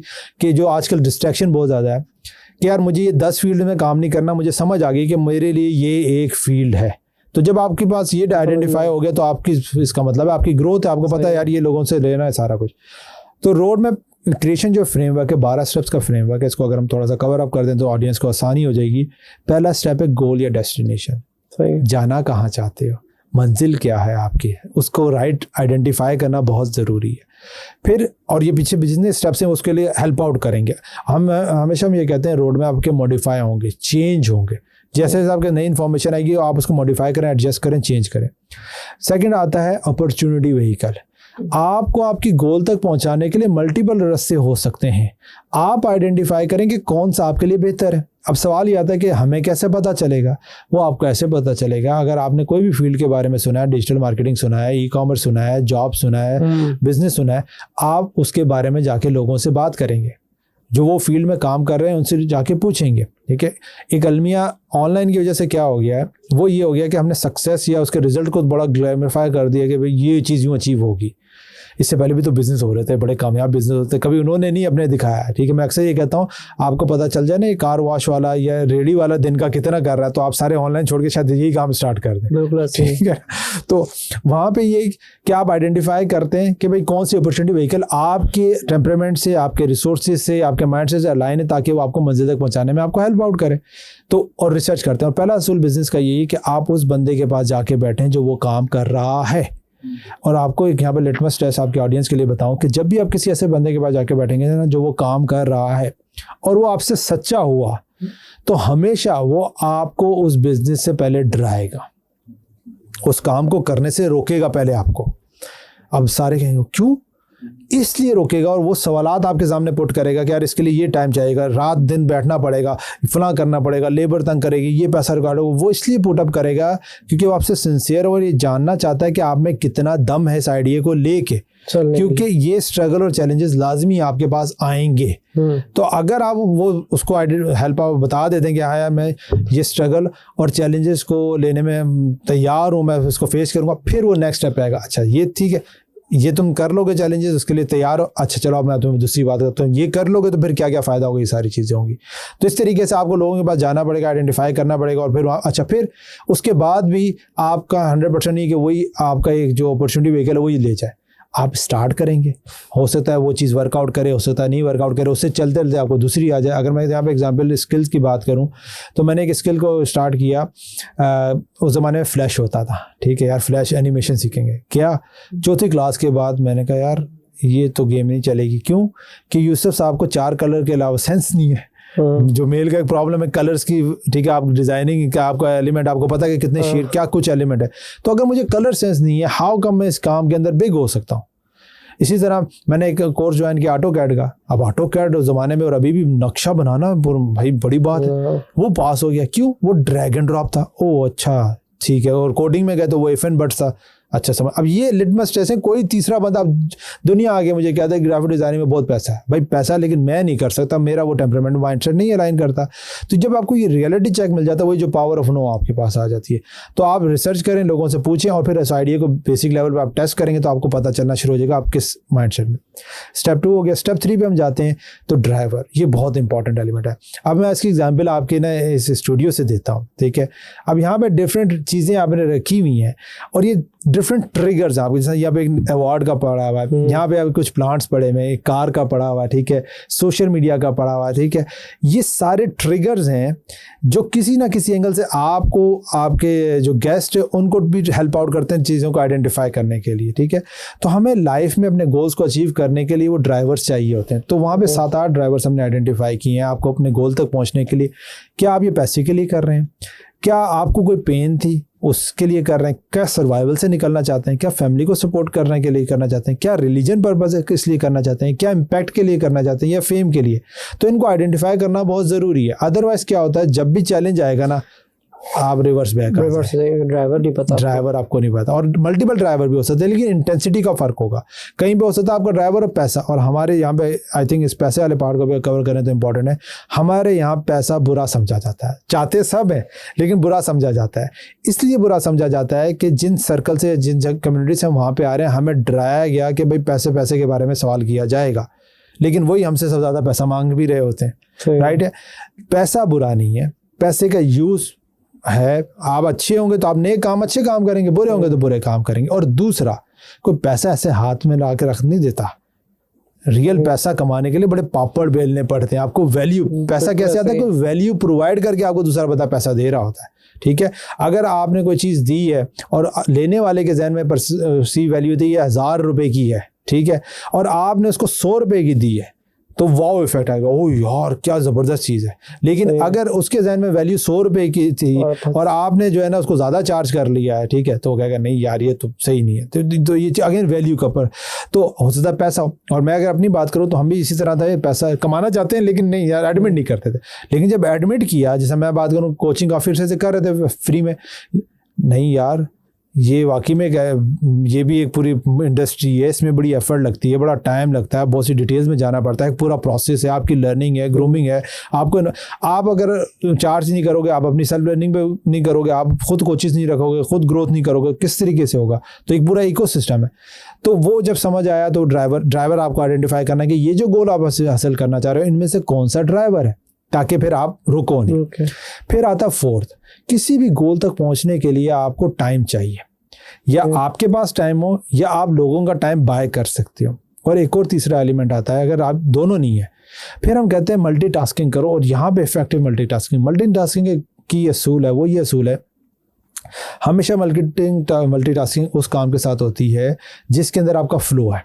अगर आप ड्राइव करके यहाँ पे अपने ऑफिस में आए हैं तो आपसे पूछा जाए ना कहाँ रुके थे, आपको नहीं पता होगा, कहाँ सिग्नल आया क्या, कुछ नहीं, लेकिन आपका दिया ये भी याद नहीं होगा, ठीक है ना। लेकिन आपका फ्लो बना। अब इस तरह के काम के साथ अगर आप लेट्स सपोज ये जिस तरह पॉडकास्ट है, और पॉडकास्ट आपको पता है कि ऑडियो से स्टार्ट हुआ था, लोग सुनते इसी वजह कि यार चलो आपको एजुकेट करें। तो इस दौरान आपने वो काम जहाँ पे आप अपने आप को इन्फॉर्मेशन ले सकते हैं, लर्निंग कर सकते हैं, वो करें। क्योंकि हो सकता है आप एजुकेशन ले रहे हो तो आपको सेमेस्टर की ब्रेक मिले, हो सकता है बिजनेस के अंदर आपको वीकेंड्स कुछ मिल जाए। तो अब वीकेंड्स में लर्निंग की बजाय जो हफ्ते में कुछ सुना है, देखा, उसको इम्प्लीमेंट करें। लोग क्या करते हैं, यार टाइम मिलेगा तो आप सीखते हैं, नहीं, ये जो टाइम है ना, इधर मल्टीटास्किंग, वॉक कर रहे हैं, आ रहे हैं, जा आप कराची में, ठीक है, एवरेज 1 से 1.5 आवर आपका लग रहा है, ठीक है, सुन ले भाई पॉडकास्ट, ठीक है, या कोई वीडियो देख लें जो लर्निंग के एंगल से आपकी हो सके, कुछ नोट्स ले लें, जो भी आपको समझ आता है, और फिर जाके जब टाइम मिला एग्जीक्यूशन, तो टाइम का लोकेशन के कितना रिक्वायर्ड है। और उसमें भी अगेन बहुत डीप आ जाता है। कुछ आपको टाइम के लिए बेसिक लर्निंग चाहिए, मतलब बेसिक टाइम रिक्वायर्ड है काम के लिए, फिर आपको प्राइम टाइम रिक्वायर्ड है, फिर एक और उसके अंदर मल्टी आ जाता है, तो ये कोर टाइम देखें। फिर इसके बाद आता है हमारा रिसोर्सेज और स्किल। हर गोल तक पहुंचने के लिए आपको कोई ना कोई स्किल रिक्वायर्ड है। स्किल चाहिए या रिसोर्स चाहिए? हाँ ठीक है, तो वो हमने रिसोर्स के अंदर गोल के अंदर स्किल को फॉर द टाइम कनेक्ट कर दिया। सही है कि अब आप कहते हैं मैं फ्रीलांसिंग से जाना चाहता हूँ, तो फिर क्या स्किल है तुम्हारे पास बेचने को? अच्छा, फिर अगर आप बिजनेस करना चाहते हैं, भाई क्या प्रोडक्ट है तुम्हारी, ठीक है, और इसी तरीके से तो वो आइडेंटिफाई, और उसके लिए तुम्हारे एक होगी बेसिक आपकी स्किल और एक आपकी होगी सेकेंडरी स्किल्स, ठीक है ना। लेट्स सपोज यहाँ पे हम जब आगे जाएंगे, हमने डिफरेंट स्टेजेस की बात की हुई है, वहाँ पे हमने ये कहा कि जो बंदे हेल्प स्टेज में है, हेल्प स्टेज से मुराद ये कि ये आपकी इनकम कम है, एक्सपेंसेस ज़्यादा है, इन लोगों के पास चॉइस नहीं होती है। इस लेवल पर जो भी बंदा है उसको जो भी काम एथिकल लीगली अलाउ होता है कर सकता है, वो करे ताकि चार पैसे वो कमा सके। ये लोग इस स्टेज से कैसे निकल सकते हैं? अगर आपके पास एक स्किल है जो सेलेबल स्किल है, जिसके अगेंस्ट लोग वैल्यू आपको पैसे पे कर रहे हैं, आपको इसके साथ चाहिए एक और कम्युनिकेशन स्किल और एक और स्किल चाहिए सेलिंग स्किल। ये दो बाकी चीज़ें नहीं लोग रखते, इसीलिए हुनरमंद जो है ना वो साइड में बैठा होता, नहीं सेल कर पा रहा होता। तो सेलिंग को स्किल और कम्युनिकेशन स्किल, ये दोनों इंपॉर्टेंट स्किल है। कोई भी बंदा ये तीन को मिलाया और कोर स्किल के साथ, वो अपने इधर से निकल जाता है। स्किल की बात हमने कर ली। फिर उसके बाद आता है अकाउंटेबिलिटी। ये सारी चीज़ें और ही सारा कुछ, क्या आप अपने आप को अकाउंटेबल रख पा रहे हैं? और इंसान का मसला है वो नहीं रख सकता अपने आप को अकाउंटेबल, ठीक है। तो आपको ये देखना है कि आपकी अकाउंटेबिलिटी कैसे चलती है। क्या आप अकेले बैठ के काम करते हैं, कर सकते हैं, अच्छा परफॉर्म करते हैं, या टीम के साथ करते हैं, या आप ऐसे कि पेरेंट की या किसी दोस्त की थपकी मिले, यार तू बहुत अच्छा कर रहा, तो आप कहते हो हाँ अच्छा मैं कर सकता हूँ, या आप ऐसे हैं कि किसी ने कहा यार ये काम यूँ कर लो, अब आप कहते हो नहीं अब तो मैंने करना ही नहीं, आपकी ईगो हिट हो गई, ठीक है। तो ये आइडेंटिफाई करना कि आपकी अकाउंटेबिलिटी कैसे चलती है अपनी भी। और अगर हम टीम लेवल पे बात करते हैं एज ए लीडर, तब भी आपको बताओ कि दूसरे बंदे की अकाउंटेबिलिटी कैसे चलती है, क्योंकि विदाउट अकाउंटेबिलिटी वो चीज़ें सारी होंगी नहीं। फिर एक और हमारा स्टेप आता है एनवायरनमेंट का। मैं अक्सर ये कहता हूँ your environment is more powerful than your will power. बिल्कुल ऐसे, ठीक है। हम विल पावर के ऊपर बिजनेस या चीज़ लाइफ को चला रहे होते हैं। सोलोप्रेन्योर्स का, फ्रीलांसर्स का, ऑनलाइन डिजिटल वर्ल्ड का मसला यही है कि अपने विल पे, आज मूड है तो दुनिया बदल देंगे, कल मूड है तो नहीं है तो छोड़ देंगे हम सारी चीज़ें। तो आप एनवायरनमेंट बिल्डअप करें, इकोसिस्टम बिल्डअप करें, ठीक है ना। तो जब आपका इकोसिस्टम पावरफुल होगा तो आप इजीली अपने गोल तक पहुंच जाएंगे, ठीक है ना। तो हम एनवायरनमेंट नहीं बनाते और हम जो है ना लड़ते रहते हैं और पता चलता है जी हम अचीव नहीं कर सकते। अच्छा, फिर इसके बाद एक और एलिमेंट स्टेप आता है इन्वेस्टमेंट का। आपको हर काम के लिए इन्वेस्टमेंट रिक्वायर्ड है, और ख़ास तौर पर हम जब डिजिटल वर्ल्ड की बात करते हैं तो ये बड़ा बिकता है कि आप बगैर पैसे के ना ऑनलाइन कमा लेंगे। तो मैं अक्सर उनसे कहता हूँ उनसे ये पूछना कि इंटरनेट का खर्चा कौन देगा, बिजली का बिल कौन देगा, लैपटॉप या कंप्यूटर कहाँ से आएगा, ठीक है, और बाकी सारी चीज़ें। तो आपको कुछ ना कुछ इनिशियल इन्वेस्टमेंट हर काम के लिए रिक्वायर्ड है। तो वही जब आप रिसर्च करेंगे, लोगों से पूछेंगे तो पता चल जाएगा कि यार ये काम के लिए इन्वेस्टमेंट रिक्वायर्ड है। अब अगर वो जो बेसिक, अक्सर लोग क्या कहते हैं, कहते हैं नहीं यार इसके बगैर करेंगे। भाई वो बंदा 10 साल 20 साल का वहाँ पहुंचा, वो बता रहा है इस काम को करने के लिए 5-6 लाख 10 लाख आपको रिक्वायर्ड है, तो हैं ताकि आप ये करें। आप डंडी मारेंगे तो वो आप नहीं कर सकते। अच्छा, फिर एक और बहुत इंपॉर्टेंट है फ्यूचर इन्वेस्टमेंट। ये यहाँ पे बहुत सी बिजनेसेस और कंपनीज जो है ना यहाँ पे फेल होती हैं और इसकी वजह से कोलैप्स करती हैं। वो क्या है, आपने पैसा कमा लिया या पैसा आना शुरू हो गया, तो आपने इसको इफेक्टिव यूटिलाइज करना है। और पहली यूटिलाइजेशन हमेशा आपकी ये होनी चाहिए जहाँ से आपका टाइम वापस आ सके, ठीक है। कि लेट्स सपोज कि आप, हम कैनवा के एग्जांपल मैं अक्सर कोट करता हूँ, वो इजी टू अंडरस्टैंड है लोगों के लिए, कि कैनवा डिज़ाइनिंग का टूल है, आप फ्री में यूज़ कर रहे थे, सर्विसेज दे रहे थे, अपने काम के लिए यूज़ कर रहे थे। आपने कहा शायद 8 आवर्स में आपने कोई डिज़ाइन बनाया, अब आपके 4 पैसे आ गए हैं तो आप उसका प्रीमियम बाय कर लें। हो सकता है वो 8 आवर्स का काम आप 2 आवर्स में कर लें, 6 आवर्स डेली की अगर आपकी बचत हो रही है आपकी टीम के। तो इसी तरह लेट्स सपोज चैट जीपीटी और डिफरेंट भी टूल्स हैं, और अगर आप कोई भी काम कर रहे हैं तो आपको ऐसे वैसे रिसोर्सेज हैं जिसके अंदर इन्वेस्टमेंट करके आप अपना टाइम सेव कर सकते हैं, और फिर उसको कंपाउंडिंग और डिफरेंट एलिमेंट से लेके आप जाएंगे। तो और ये कब होता है, जब आपने पहले से प्लान किया हो। जैसे मैं बुक की बात करूँ तो जब बुक लिख रहा था तो मैं सेविंग कर रहा था कि यार मैंने प्रिंट करवाना है। तो जब लोगों की डिमांड आई तो वो 30% लोगों ने पे किया, बाकी 70% मैंने कहीं से फंड निकाल के किया। इसी तरह जब मैं उर्दू में गया तो मैंने पैसे अरेंज करना शुरू कर दिया ताकि मैं ऑडियो बुक भी करवाई, सारी चीज़ें भी करवाई। तो ये एलिमेंट है कि वो आप साथ साथ रखते हैं। फिर इसके बाद एक और आता है बहुत इंपॉर्टेंट, अगर हमारे पॉडकास्ट से शायद अगर एक ये चीज़ ले लें तो इनका फ़ायदा हो जाए, वो है गाइड। आपको आपकी मंजिल तक पहुंचने के लिए ना एक गाइड की ज़रूरत होती है, और गाइड में ना 6 रोल्स आते हैं, 6 डिफरेंट पर्सन्स हैं। क्या आपको टीचर चाहिए, क्या ट्रेनर चाहिए, क्या कंसल्टेंट चाहिए, क्या कोच चाहिए, क्या आपको मेंटर चाहिए, क्या लीडर चाहिए। और हम पता गलती क्या करते हैं, हम ये गलती करते हैं, हमें एक बंदा चाहिए उसमें सारी क्वालिटीज। इसलिए हम अपने पास जो सिंसियर लोग होते हैं उनको भी खो देते हैं। ठीक है। टीचर का काम क्या, बेसिक इन्फॉर्मेशन चीज़ें आपको बता रहा है। ट्रेनर का काम क्या है कि आपको स्किल बिल्डअप करवा रहा है, ठीक है। कंसल्टेंट का काम है आपने वो कुछ किया है तो उसके बाद जाएंगे तो वो आपको ट्विक करेगा, ठीक है। कोच का क्या काम है कि आपने कुछ काम कर लिया है, वो आपको कुछ और चीज़ें बताएगा, आप जाके करेंगे और बताएंगे, वो आएगा follow. Coaching is a two way process, ठीक है ना, उसमें फॉलो होता है। मेंटर क्या, वो बंदा उस लेवल पर पहुंच गया जहाँ पे पहुंचना चाहते हैं और आप उसकी लीड्स को फॉलो करेंगे। और लीडर वो बंदा है जो दूसरे लोगों को लीडर बनाने की कोशिश कर रहा होता है, इसीलिए लोग उसको लीडर मान रहे होते हैं। हम हो क्या रहा है, हम मेंटर्स और लीडर्स को फॉलो कर रहे होते हैं, ठीक है, और उनसे एक्सपेक्ट कर रहे होते हैं वो टीचर ट्रेनिंग और गाइडेंस और कोचिंग कंसल्टेशन वाला भी काम करे, जो कि वो नहीं कर सकते। और कभी वो करने की कोशिश करते हैं तो फ्रस्ट्रेट होकर भाग जाते हैं, ठीक है। तो ये है। और जो हम हेल्प स्टेज की अगर बात कर लें तो अर्ली स्टेज में सिर्फ आपको एक टीचर चाहिए, ट्रेनर चाहिए, जो आपको स्किल की आइडेंटिफिकेशन करवा दे, स्किल बिल्डअप करने में हेल्प आउट कर दे, आप अपने करियर में निकल जाएंगे। तो अगर आपको ये जानना ज़रूरी है कि अगर आप अपने गोल तक पहुंचने चाह रहे हैं तो आपको कौन सा बंदा चाहिए, कौन से एरिया में काम करना, कौन सा बंदा चाहिए और किस तरीके से उससे आप कनेक्ट हो। इसके बाद जब हम आगे जाते हैं तो एक और बहुत इंपॉर्टेंट एलिमेंट है जो रोड मैप की जान जिसको मैं कहता हूँ, वो है वर्स्ट केस सिनेरियो एनालिसिस। अच्छा तो जो होगा वो तो वो जो आप चाह रहे थे वो छोड़ दो। ये देखो कि आप जो भी अपने गोल तक पहुंचने के लिए एफर्ट कर रहे हो, अगर नहीं पहुंच सके तो उसका वर्स्ट केस सिनेरियो क्या होगा। और अगर वर्स्ट केस सिनेरियो में आपको समझ आती है कि ये भी मैं एक्सेप्ट करने को तैयार हूं, तो फिर तो आपको खोने के लिए कुछ भी नहीं है। तो बुरे से बुरा भी होगा तो आप कामयाब होगा। जैसा मैं अगर बुक की बात करूं तो मेरे लिए बुक का जो वर्स्ट केस सिनेरियो था वो ये था कि कोई बंदा बाय नहीं करेगा या परचेज नहीं करेगा या पढ़ेगा नहीं। लेकिन मैं इसको विन फिर मेरी विन क्या होगी, फिर मेरी विन ये थी क्या, ठीक है कोई नहीं है मेरे पास, जो भी लोग आते हैं अप्रोच करते हैं हेल्प के लिए, गाइडेंस के लिए, और मैं टाइम नहीं दे पाता या मल्टीपल चीज़ों की वजह से जो है ना उन इंटर कनेक्शन नहीं बिल्डअप होता या टाइम ज़्यादा वो कंज्यूम करते हैं, तो अब कोई मेरे पास आएगा ना, मैं उसको ये PDF दे दिया करूँगा कि यार ये बुक है, ये पढ़ लो, तुम फ़ायदा हो जाएगा। क्या मैं ये एक्सेप्ट करने को तैयार हूँ? बस के सिनेरियो हाँ यार, तो बस ठीक है, बनाते हैं बुक, लिखते हैं, कोई मसला ही नहीं है। तो जब आप इस तरीके से करते हैं तो फिर आपको खोने को कुछ नहीं होता और फिर आप आगे जाते हैं और अपनी मंजिल पे फोकस करना शुरू कर लेते हैं। यहाँ पे एक और मैं टर्मिनोलॉजीज को मैं अक्सर यूज़ करता हूँ, एक्सप्लेन करना इंपॉर्टेंट हो जाएगा आपके ऑडियंस के लिए, वो है रिच माइंडसेट और पुअर माइंडसेट। वर्स्ट के सिनेरियो के अंदर जो रिच माइंडसेट है ना, वो क्या करता है, लेट्स सपोज एक इन्वेस्टमेंट अपॉर्चुनिटी आई है, वहाँ पर ये हुआ कि लेट्स सपोज 10 लाख की कहीं इन्वेस्टमेंट करनी थी, ठीक है। एक रिच बंदा था जिसका लेट्स सपोज 1 करोड़ पाता था पैसे थे, उसने भी वहाँ पे 10 लाख लगा दिए। और एक पुअर माइंडसेट का बंदा था जिसके पास भी 10 लाख की सेविंग्स थी और उसने 10 साल में जमा करके उसने भी लगा दिए और किसी वजह से वो इन्वेस्टमेंट डूब गई। तो रिच वाले का कितना गया? 10%। उसका तो कुछ भी नहीं गया सोफा, ठीक है, लेट्स सपोज 10%, करोड़ में से 10% चला गया, इसका 100% चला गया, ठीक है। और अगर उसने 50% लोन लिया हुआ था तो क्या फारिग, वो जमीन पे बाहर आ गया, ठीक है, घर से भी बाहर गया, सही है। यही काम होता है कि हम तीसरे बंदे को देख के कि हमें नहीं पता उसके वसाइल या रिसोर्सेज वो किस एंगल से कर रहा है, उसकी वजह से हम डिफरेंट चीज़ों में चले जाते हैं, डिफरेंट काम स्टार्ट कर देते हैं, डिफरेंट फील्ड्स में चले जाते हैं, तो पता ही चलता है कि यार हम डूब गए, सही है।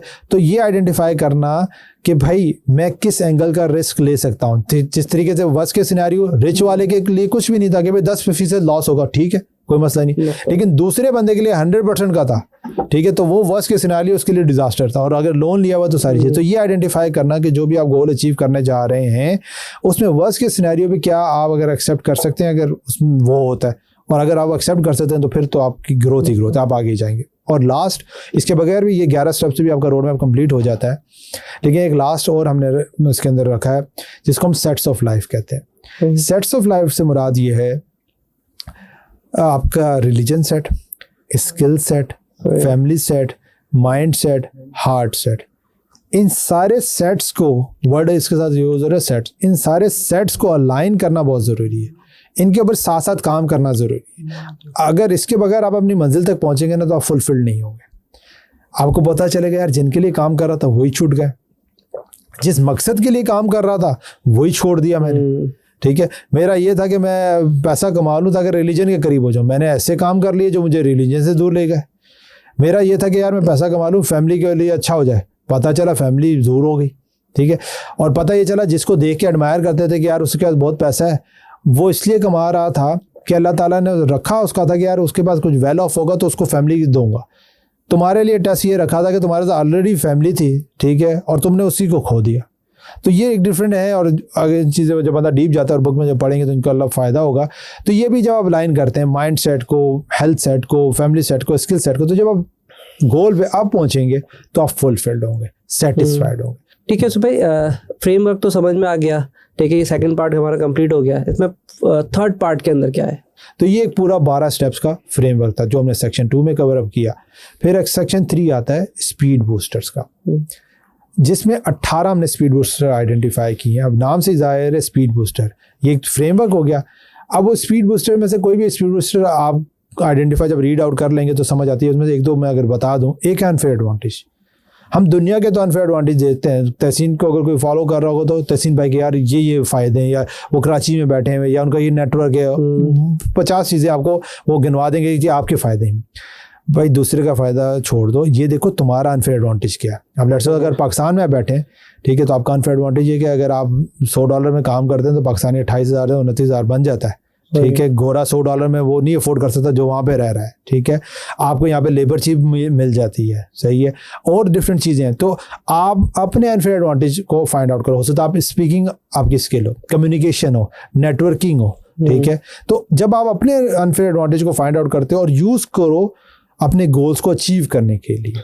हम एक और चीज़ है, हमें हमारी जो अपब्रिंगिंग हुई है ना जिस कल्चर के अंदर, वहाँ पे जितनी भी हमारी खामियां होती थी ना, हमें ये फोकस किया कि अपनी खामियां को जो है ना वो इम्प्रूव करो, ऊपर लाओ। इसकी सीधी सी एग्जांपल ये है, अगर आपकी कोई लेट्स सपोज राइटिंग अगर आपकी स्किल नहीं है और आप तीसरे लेवल पर हैं, लेकिन स्पीकिंग में आप 7वें नंबर पे, तो अगर आप तीसरे पे जितनी मर्जी एफर्ट कर लें वो चौथे 5वें तक ही जाएगी। लेकिन अगर आप 7वें वाले जो स्पीकिंग जिसमें आपके कमांड भी है और आप 7 पे उस पर एफर्ट करें और सिर्फ 8 भी चले जाए ना, तो ज़मीन आसमान का फ़र्क आएगा। तो इसलिए हम ये कहते हैं जितनी भी आपकी स्ट्रेंथ है ना, जिसमें आप उस पर फोकस करो। जो वीकनेसेस हैं वो छोड़ दो, वो तुम्हारी है ही नहीं, तुमने किसी और से करवानी, क्योंकि उसकी वो स्ट्रेंथ है। और यही बिजनेस के अंदर है, एंटरप्रेन्योरशिप के अंदर भी, भाई जो तुम्हारी कमांड है, जो तुम्हारी स्किल है, उस पर फोकस करो और बाकी सारी चीज़ों के लिए तुम्हें वसाइल मिल जाएंगे, रिसोर्स मिल जाएंगे, लोगों से करवाओ, क्योंकि अल्लाह ने रखा ही इंसान का कनेक्शन ये है, सब को एक तरीके से नहीं बनाया हुआ। ठीक है, तो ये एक है। और फिर एक हमें अक्सर कहता हूँ, उसमें हमने स्पीड बूस्टर दिया पावर ऑफ 4x, ये बड़ा ज़बरदस्त है। और इसके साथ एक कोटेशन भी आती है कि you are the average of the 5 people you spend time most with. Jim Rohn की एक कोट है। तो आप जो भी गोल अचीव करना चाहते हैं ना, उससे अपने 4 लोगों से अपने आप को सराउंड कर लें। पहला वो बंदा जो उस गोल तक पहुंचा हुआ है, जिसने वो चीज़ अचीव की हुई है, जिसको हम कहते हैं मेंटर। दूसरा वो बंदा जो कोच, ठीक है। अच्छा, कोच लाजमी नहीं है कि प्रोफेशनल बंदा, कोच आपके फैमिली मेंबर्स भी हो सकते हैं। कोच वो बंदा होना चाहिए जिसकी बात आप सुनने को तैयार हैं और उसके बाद जाके उसकी इम्प्लीमेंटेशन आप करते हैं, वापस आते हैं, फॉलो अप करते हैं, सारा कुछ होता है। तो वो बंदा जो उसी फील्ड में या उसी डायरेक्शन में हो, जो आपसे अकाउंटेबिलिटी कर सकता हो, डिस्कशन कर सकता हो, सारा कुछ। तीसरा बंदा चाहिए आपको पीयर। पीयर वाला वो बंदा है जो आपके साथ का लेवल है। कुछ ऐसी चीज़ें हैं जो आप कोच मेंटर से नहीं डिस्कस कर सकते, लेकिन खुद से डिस्कशन करके, टेस्ट एंड ट्रायल करके आप वो काम कर लेते हैं। और चौथा बंदा है स्टूडेंट या फॉलोअर, वो बंदा जो आपको फॉलो कर रहा है, आपसे नीचे, जिसको उठाने के लिए आप कुछ ऐसे काम कर लेते हैं जो खुद नहीं करना चाहते, लेकिन यार अच्छा इसको बताना है, ये करना, चलो यार ये कर लेते हैं, ठीक है। तो आपकी ग्रोथ। और इन चारों का गोल क्या है जहाँ पे आप पहुँचना चाहते हैं। और पाँचवा कौन? आप हो गया। अगर आप इस तरह के इकोसिस्टम में आप आ जाते हैं, आप गिरना भी चाहेंगे ना, नहीं गिरेंगे। ये आपको किसी तरह उठा के जो आपकी मंजिल तक लेके चले जाएंगे। जो हमने एनवायरनमेंट की बात की, तो इस तरीके से और भी स्पीड बूस्टर्स दिए हुए। तो वो जो आपको समझ आता है अपनी लाइफ में, अपने रोड मैप के साथ उसको ट्वीक करके आप ऐड करते हैं, अब मंजिल पे जाते हैं। अच्छा यूसुफ भाई, स्पीड बूस्टर भी समझ में आ गया, ठीक है, फ्रेमवर्क समझ में आ गया, स्पीड बूस्टर समझ में आ गया। अब इसका 4th पार्ट में क्या है? लास्ट पार्ट्स में, और ये लास्ट पार्ट्स पे जब मैं लिख रहा था ना, तो उस टाइम पे ये थॉट आई कि क्या मैं इसको लिखूं, ऐड ऑन करूं या नहीं। क्यों? मुझे ये फील होता था हर स्टेप पे जो 6 स्टेजेस ऑफ बिजनेस है पे एक किताब लिखी जा सकती है। और मैंने लिखा भी कि यार इस पे लिखी जा सकती है किताब, लेकिन मैं बिफोर द टाइमिंग नहीं है, लेकिन मुझे फील होता है ऐड ऑन करना ज़रूरी है। वो काइंड ऑफ इस पूरे तीनों सेक्शंस की इम्प्लीमेंटेशन है। 6 स्टेजेस हमने उधर आइडेंटिफाई की हैं। Help stage, build, grow, scale, exit, owner वाली स्टेज। हेल्प स्टेज जो हमने बताई कि इनकम कम, एक्सपेंसेस ज़्यादा है। बिल्ड स्टेज ये कि आपकी इनकम थोड़ी बहुत 5-10% ज़्यादा है, एक्सपेंसेस कम है। यहाँ पे वो जो लोग होते हैं उनको हम ये कहते हैं कि जब आपका कोई सिस्टम, इकोसिस्टम चल रहा है ना, आपने अब कोई नए पंगे या नए ऐसे काम नहीं करने जो टेम्परेरी 4 पैसे आपको दें, क्योंकि आपका टाइम वो ले लेंगे। आप लॉन्ग टर्म के एंगल से बिल्ड, वर्ड से ये जाहिर है कि कोई ऐसी चीज़ बिल्डअप करो जो लॉन्ग टर्म के एंगल से आपको हेल्पफुल हो। जैसे हम पॉडकास्ट की बात कर रहे हैं, आप भी पॉडकास्ट कर रहे हैं माशाल्लाह, मैंने भी एक पॉडकास्ट को स्टार्ट किया, अभी सीजन 1 में कंप्लीट करके आया हूँ। तो वहाँ पे क्या आपको पता है पॉडकास्ट का, जब मैंने खुद ने रिसर्च किया पता चला कि भाईजान अगर 3 साल तक नहीं करते तो ना करो, ठीक है, फ़ायदा नहीं है, 3 साल के बाद कुछ होगा इसका, ठीक है। तो अगर लॉन्ग टर्म की प्लानिंग करोगे तभी होगा, लेकिन अगर कर गए तो आपका एक एसेट, एक ब्रांड बिल्डअप होता है। अच्छा जी, ठीक है। तो आप बिल्ड के एंगल से काम करें। प्रॉब्लम क्या होती है इस, जब हेल्प के स्टेज से लोग बिल्ड में आते हैं ना, तो वो जो काम कर रहे होते हैं वो कंटिन्यू रखते हैं और कुछ और भी काम ऐसे ले लेते हैं, क्योंकि अपॉर्चुनिटीज आती हैं जो कि टेम्परेरी होते हैं और कभी भी वो लॉन्ग टर्म के एंगल से कोई चीज़ बिल्ड नहीं कर पाते, और फिर टाइम और हालात और वाक़यात ऐसे हो जाते हैं कि फिर वो उसी सर्कल में हेल्प में फंसे रहते हैं, हेल्प बिल्ड में फंसे रहते हैं। थर्ड स्टेज पे हम जब जाते हैं वो ग्रोथ है। आपने बिल्ड पे कुछ बना लिया, अब आपने ग्रोथ करना। ग्रोथ और स्केल का एक बहुत इंपॉर्टेंट फ़र्क है जो अक्सर लोग मिस कर देते हैं। वो ये है कि जब आप ग्रोथ स्टेज में होते हैं ना, तो आप पैसा ज़्यादा लगा रहे होते हैं अपने बिजनेस के अंदर, रिसोर्सेज में, टीम में, सारी चीज़ों में, और आपका रेवेन्यू भी शायद इंक्रीज़ कर रहा होता है, लेकिन उस तरीके से इंक्रीज़ नहीं करता जिस तरह आप चाह रहे होते हैं। और यहाँ पे क्या कंप्लेंट आती है लोगों की, बिजनेसमैन की, यार मैं तो पहले पैसे खुद से कर रहा था या कम टीम से काम कर रहा था, तो मेरे घर में या मैं अकाउंट तो बहुत ज़्यादा था, अब मैंने ये बंदा रख लिया, ये रिसोर्स कर लिया, फलां कर लिया, घर तो मैं अब कम लेके जाना, जेब से लग रहा है, ठीक है, और यार फलां बंदे को निकालो, नहीं यार ये भी बंद करो, ये सारा, और रिवर्स गियर लगाना शुरू कर देते। लेकिन ये ग्रोथ स्टेज की जो है ना, ये कोर है जिसके बगैर आप आगे नहीं जा सकते। अब जब आप स्केल में जाते हैं ना, वहाँ पे प्रॉफिट टेकिंग ज़्यादा होती है। अब इसकी एग्जांपल से बताऊँ तो ज़्यादा इजीली समझ आ जाएगा कि आपने ग्रोथ लेवल पे किसी बंदे को हायर किया 50,000 में, ठीक है, अब 50,000 में आपने हायर किया, वो काम कर रहा है, सीख रहा है, हो सकता है 3 महीने में सीखे और वो जो है ना एक लेवल पर आ जाए। पहले वो काम कर रहा था 8 आवर्स में कोई एक टास्क कंप्लीट करता था, अब वो 1 आवर के अंदर वो टास्क कर रहा है और अभी भी आप उसको 50,000 दे रहे हैं। तो अब स्केल स्टेज में हम प्रॉफिट लेना शुरू करते हैं, और स्केल में ग्रोथ के बगैर जा नहीं सकते, ठीक है। तो जब आप ग्रोथ स्टेज है वहाँ पे लगेंगे, रिसोर्सेज लगेंगे, आप चीज़ों को टेस्ट कर रहे होंगे, आप कंपेन्स रन करेंगे, मल्टीपल चीज़ें होंगी। जिस तरह अगर मैं मार्केटिंग की बात करें, डिजिटल मार्केटिंग के अंदर जो न्यू भी है वो कहता है अच्छा यार ये मेरी प्रोडक्ट है, एक ऐड बना दो, लेकिन जो प्रो है वो कहता है एक नहीं 12 ऐड हम बनाते हैं, 12 ऐड में से भी जो चल जाता है ना उसके फिर 5 और हम एड्स बनाते हैं, ठीक है, और फिर हम उस कैंपेन को सही तरह रन करते हैं और वहाँ पे जो है ना उसके अंदर से फ़ायदा निकालते हैं। तो ये एलिमेंट आपके इंपॉर्टेंट है कि भाई आपने ग्रोथ के अंदर चीज़ों में लगाना है, SOPs बनाने और स्केल के अंदर लेना। फिर एक और स्टेज आती है एग्जिट। 3 तरह के बिजनेस में एग्जिट होते हैं। पहला एग्जिट ये कि आपका पट्टा बैठ गया, बिजनेस कोलैप्स कर जाए, ये भी बिजनेस ख़त्म हो गया। दूसरा एग्जिट ये कि आप अपने आप को ऑपरेशनल से निकाल लेते हो और ऐसे बंदे को लेके आते हो जो ऑपरेशनल और काम करते हैं, कि जिसको CEO बनाते हो। और ये बड़ा ट्रिकी पार्ट होता है। मोस्ट ऑफ द पीपल ये सोच ही नहीं कभी आई होती कि यार हमारी जगह भी कोई बंदा बिजनेस रन कर सकेगा। जिनको आ जाती है तो वो बिल्डअप करना शुरू कर देते हैं, और इसीलिए फैमिली बिजनेस फेल होते हैं कि उन्होंने आज तक बच्चे को कभी ट्रेन नहीं किया होता। वो समझते हैं कि उसको CEO की सीट पे बिठाएंगे तो वो चल जाएगा, और कोलैप्स होते हैं। और जो समझदार होते हैं वो शुरू से बच्चों को साथ लाते हैं, उनको ग्राउंड लेवल से हर काम से गुजारते हैं, ताकि जब तक वो उस लेवल तक वो फारिग हो या साइड पे हो तो ये बंदा ट्रेंड हो जाए और बिजनेस को संभाले, और फिर वो सक्सेसफुल बिजनेसेस होते हैं। और तीसरा एग्जिट ये कि आप बिजनेस को सेल कर देते हैं। अब तीनों एग्जिट के अंदर आपको डिफरेंट अप्रोच से चलना है, ठीक है। अगर आपने एग्जिट करना है तो उसके लिए आपने बिजनेस के डिफरेंट फाउंडेशंस बनानी है, ठीक है। अगर आपने लेट्स अज्यूम कि उसके अंदर ऑपरेशनल किसी बंदे को लेके आना है तो उसके लिए आपकी अलग वर्किंग होगी। तो ये एग्जिट। और जो लास्ट लेवल आता है ओनरशिप, कि जिसके अंदर आप जो है ना ओन कर रहे होते हैं, रन नहीं कर रहे होते हैं।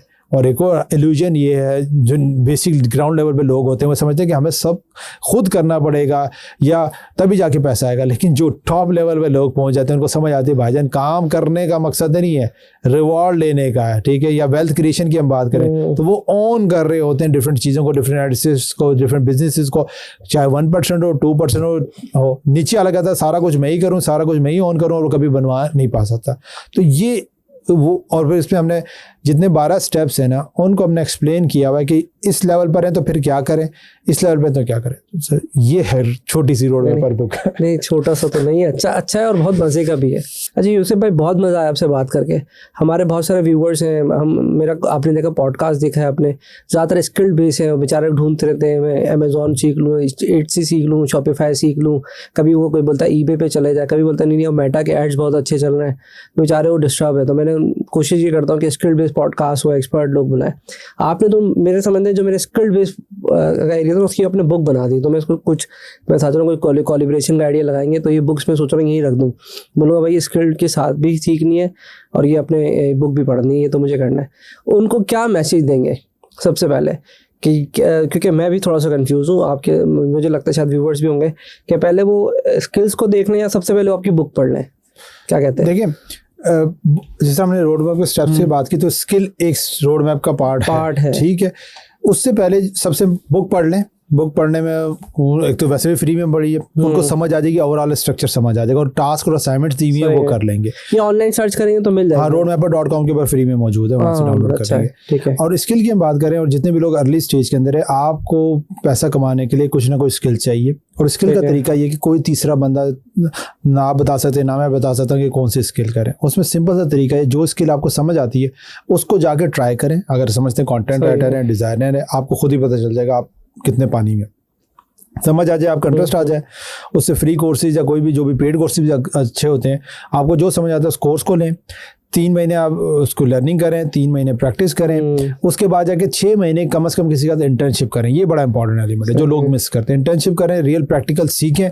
फिर अगर आपको समझ आता है फ्रीलांसिंग की रोड पे आना है, किसी भी रास्ते पे आपने आना है या अपना काम करना है, तो आप फिर उसके बाद काम करें मार्केट में जाके, लेकिन लोगों के साथ काम करें। ऑनलाइन भी हो सकता है, रिमोट है तो रिमोट भी हो सकता है, वो आपको ज़्यादा फायदा देगा। अच्छा ये देखें आप लोग, मैंने भी निकाला भी बुक्स, ये फ्रेमवर्क इनके हैं, ठीक है, तो ये भी आप देख सकते हो, ठीक है। इनका भी मैं किताब पढ़ रहा था, अगर हमारे एडिटर साहब लगा देंगे तो इनके पूरे रोड मैप बने हुए। अगर इसमें रोड मैप आप मुझे बताएं तो मैं इसको यहाँ दिखा दूँ। अगर तो ये हाँ सेक्शन 1 के स्टार्ट में देखिए मैंने देखा था, मेरे हाथ लगा था ये, तो ये आप रोड मैप चेक कर सकते हैं, इसको रीड भी कर सकते हैं, ठीक है। और ये PDF में ज़्यादा क्लियर होगा। और ये PDF आप डाउनलोड कर लें, इनकी वेबसाइट है रोड मैप। ये अगर ये देखें, ये मैं आपको दिखा भी दिया जूम के ऊपर भी, ताकि स्पेलिंग आप गलत ना कर लें। जो स्पेलिंग आप स्क्रीन से देख के उठा सकते हैं, इसको चेक करें। और मैं तो बल्कि रिकमेंड ये करता हूँ कि पहले ये बुक पढ़ लें, हम आपको रिवर्स अगर फिर आपको जो स्किल समझ में आए तो फिर वो बाकी हमारी पॉडकास्ट पे आ सकते हैं। नॉर्मली आखिरी सवाल मेरा है कि आपने हमारे व्यूवर्स को तो मैसेज दे दिया कि बुक पढ़नी पड़ेगी। आखिरी सवाल ये है कि एक कॉमन मिस्टेक बता दें लोगों की कि क्या लोग कॉमन मिस्टेक करते हैं, क्योंकि ताकि वो गलतियाँ ना करें। या कभी कभार लोग बुक पढ़ते पढ़ते कोई स्किल सीखने चले जाते हैं, जैसे आपने बीच में एक पार्ट भी बताया है, तो आपका एक माशाल्लाह से पूरा रिसर्च वर्क है। अगर इसको सवाल को what are the common mistake आजकल जो लोग जो जेनजीज हमारे हैं वो कर रहे हैं? ठीक है, सबसे इम्पॉर्टेंट ये है कि हम ये समझते हैं कि हमने अगर एक बंदे से एक चीज़ को समझ लिया या एक वो चीज़ हमारी चल पड़ी है तो हमें नॉलेज सारी मिल गई है, ठीक है। और जो एक्सपीरियंस बंदा है वो जितना ऊपर जाता है कहता है मैंने तो अभी कुछ सीखा ही नहीं है। तो एक तो सीखने का अमल, और सीखने के अमल के अंदर एक और जो चीज़ जनरेशन मिस कर रही है ना, वो रिस्पेक्ट का एलिमेंट मिस कर रही है। आपको दर पे जाना पड़ेगा और दूसरा बंदा धुतकारेगा, ठीक है, उसका राइट है आपको धुतकारना, और वो इसलिए धुतकारेगा कि वो टेस्ट भी करना चाहता है आप में दम कितना, आप कितने सिंसियर हो। जब आप अपनी सिंसियरिटी प्रूव कर दोगे ना तो आपके लिए दरवाजे ओपन होंगे, जिसका मतलब है आपको एफर्ट लगानी पड़ेगी, जाना पड़ेगा, लोगों से कनेक्ट होना पड़ेगा, लोग शायद टाइम ना दें आपको, और फिर लर्निंग होगी, तभी दरवाजे आपके पास होंगे। तो एक तो आइडेंटिफिकेशन के किन लोगों से आप कनेक्ट होना चाहते हैं, लर्निंग का एलिमेंट, ठीक है, और टेस्ट एंड ट्रायल आपको करने पड़ेंगे, राइट। मल्टीपल चीज़ों को टेस्ट एंड ट्रायल करने पड़ेंगे तब जाके। और अगर लास्ट में अगर सिंपल सा ये कहें, जिस भी फील्ड में आप जाना चाहते हैं उसके अंदर किसी एक्सपर्ट को ढूंढ लें और किसी ना किसी एंगल से उसके साथ कनेक्ट हो जाए। और लाजमी नहीं है कि वो बहुत ही बड़ा प्रो हो, किसी भी लेवल से तक वो हो सकता है, आपसे हो सकता है 10 स्टेप्स या 4 स्टेप्स आगे हो, उससे कनेक्ट करें, वो आपको बहुत सी चीज़ों में आपको हेल्प आउट करेगा, वहाँ से आपका टाइम भी बच जाएगा। ठीक है, थैंक यू सो मच, बहुत मज़ा आया आपसे बात करके और बड़ा अच्छा फील हुआ कि एक आपने पूरा रोड मैप बनाया है। और मैंने अभी तक बुक तो नहीं पढ़ी है, लेकिन मेरी कोशिश है कि सबसे पहले बुक पढूं और कोशिश करेंगे कि अगर हमारे पास कमेंट आते हैं और कोई क्वेश्चंस आते हैं तो हम आपको दोबारा ज़रूर बुलाएंगे। फिलहाल अभी तक के लिए अल्लाह हाफ़िज़। Thank you ji, thank you.